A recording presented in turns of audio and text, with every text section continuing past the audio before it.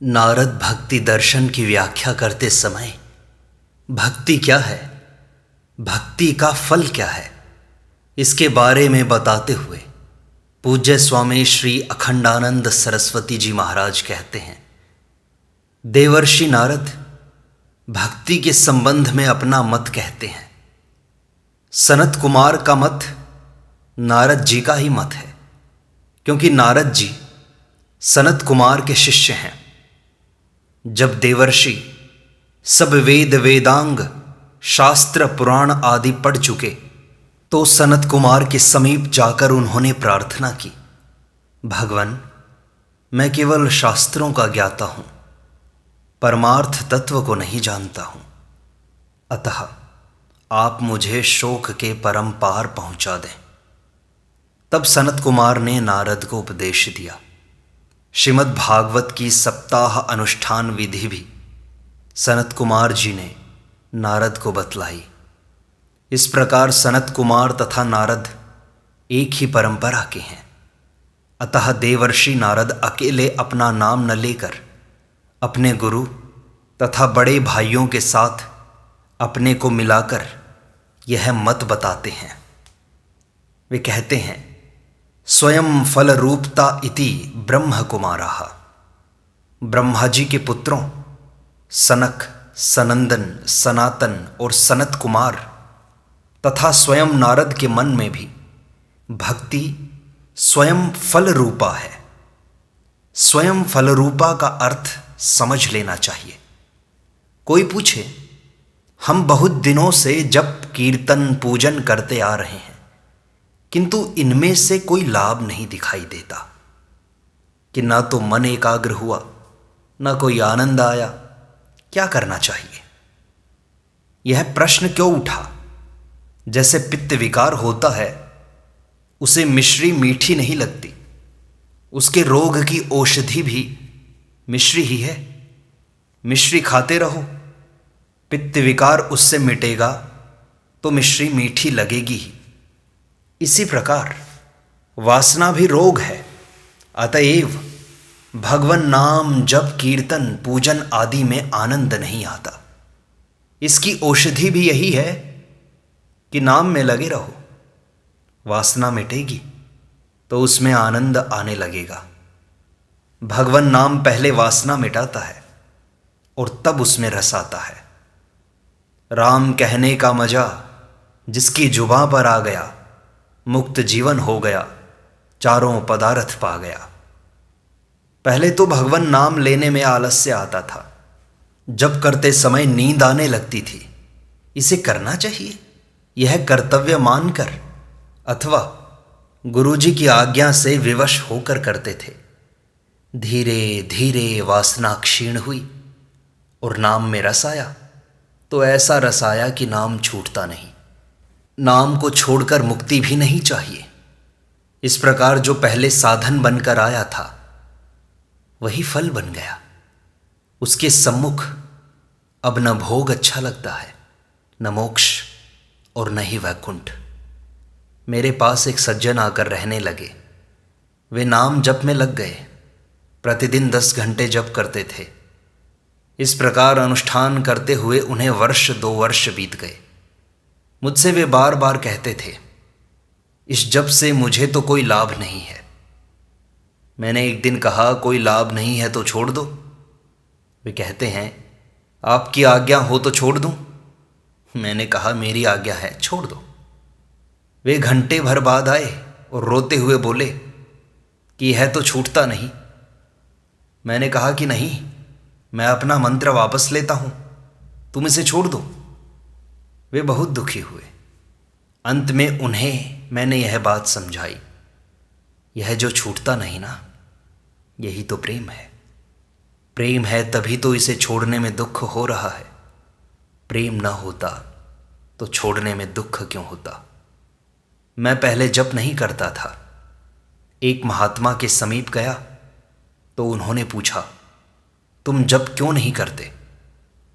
मैंने कहा कि मुझे कुछ चाहिए नहीं, फिर मैं जप क्यों करूं?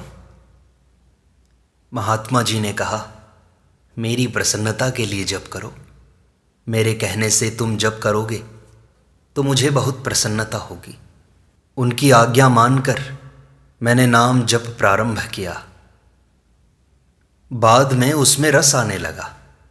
एक संत से मैंने कहा, सदा भगवान नाम मुख से नहीं निकलता। उन्होंने कृपा की। 3 दिन रात नाम का निर्झन समान प्रवाह चलता रहा। भक्ति का साधन पहले ही कटु लगता है, बाद में अत्यंत मधुर है, और यही सात्विक सुख का लक्षण है। गीता में भगवान कहते हैं, यत्तदग्रे विषमेव परिणामे अमृतोपमं तत्सुखम सात्विकम प्रोक्तम आत्मबुद्धि प्रसादजम। जो प्रारंभ में विष के समान लगे और परिणाम जिसका अमृत के समान हो, वह अपनी बुद्धि की निर्मलता से प्राप्त सुख सात्विक कहा गया है। हिरण्यकशिपु प्रहलाद से भक्ति ही तो छुड़वाना चाहता था। इसके लिए उसने प्रहलाद को क्या क्या कष्ट नहीं दिए।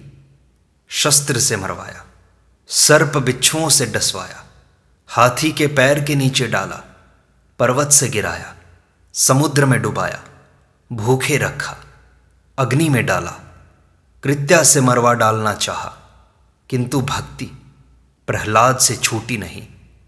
भक्त्या संजातया भक्त्या, भगवान की भक्ति पहले साधन के रूप में करो, तब उससे परा रागात्मिका भक्ति आती है। अब देवर्षि नारद इसी बात को दृष्टांत देकर समझाते हैं। वे लिखते हैं, राजगृह भोजनादिषु तथैव दृष्टत्वात्।